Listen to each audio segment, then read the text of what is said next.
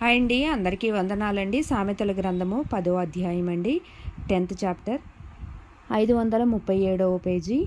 జ్ఞానము గల కుమారుడు తండ్రిని సంతోషపరచును, బుద్ధులేని కుమారుడు తన తల్లికి దుఃఖము పుట్టించును. భక్తిహీనుల ధనము వారికి లాభకరము కాదు.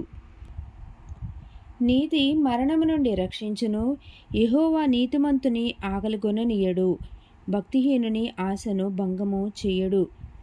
బద్ధకముగా పనిచేయువాడు దరిద్రుడగును, శ్రద్ధగలవాడు ఐశ్వర్యవంతుడగును.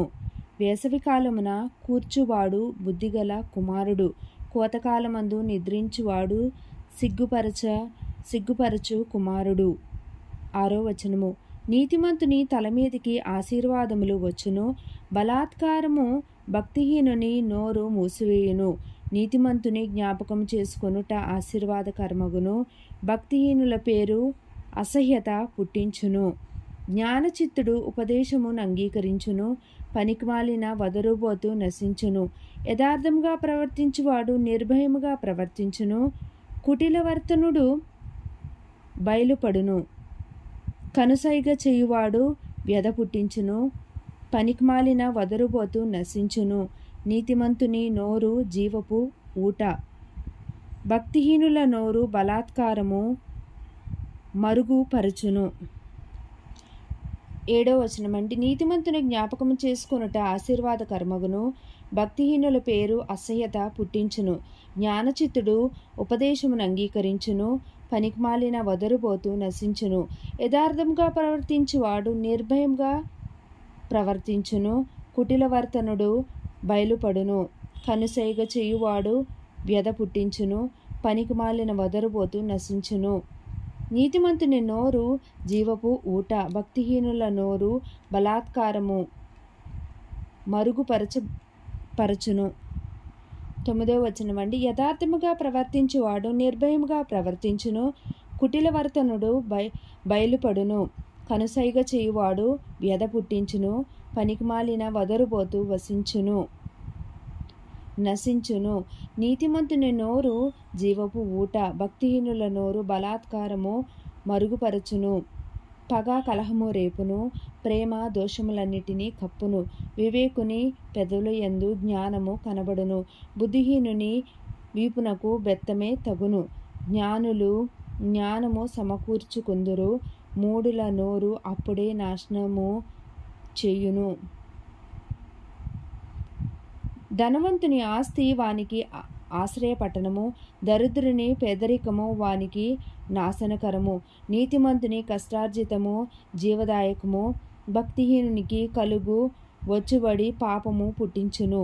ఉపదేశమును అంగీకరించువాడు జీవమార్గములో ఉన్నాడు, గద్దింపునకు లోబడని వాడు త్రోవ తప్పును. అంతరంగమున పగ ఉంచుకొనువాడు అబద్ధికుడు, కొండెము ప్రచురము చేయువాడు బుద్ధిహీనుడు. విస్తారమైన మాటలలో దోషముండక మానదు, తన పెదవులను మూసుకొనువాడు బుద్ధిమంతుడు. నీతిమంతుని నాలుక ప్రశస్తమైన వెండి వంటిది, భక్తిహీనుల ఆలోచన పనికిమాలినది.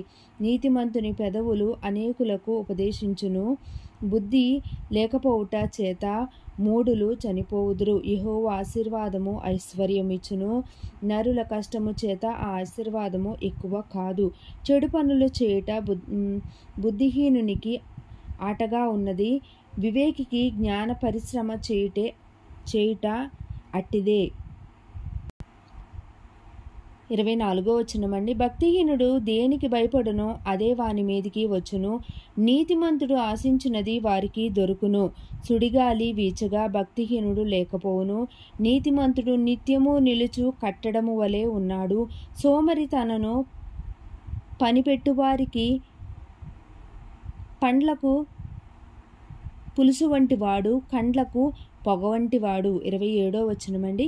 యెహోవా యందు భయభక్తులు కలిగి ఉండుట దీర్ఘాయువునకు కారణము, భక్తిహీనుల ఆయుసు తక్కువైపోవును. నీతిమంతుల ఆశ సంతోషము పుట్టించును, భక్తిహీనుల ఆశ భంగమైపోవును. 29వ వచనము. యథార్థవంతునికి యెహోవా ఏర్పాటు ఆశ్రయదుర్గము, పాపము చేయువారికి అది నాశనకరము. నీతిమంతుడు ఎన్నడూనూ కదిలింపబడడు. భక్తిహీనులు దేశములో నివసింపరు. 31వ వచనము. నీతిమంతుని నోరు జ్ఞానోపదేశమును పలుకును, మూర్ఖపు మాటలు పలుకు నాలుక పెరికివేయబడును. నీతిమంతుని పెదవులు ఉపయుక్తములైన సంగతులు పలుకును. భక్తిహీనుల నోట మూర్ఖపు మాటలు వచ్చును. ఈ పరిశుద్ధ వాక్యం దేవుని నామానికి మహిమ కలుగునుగాక. ఆమేన్.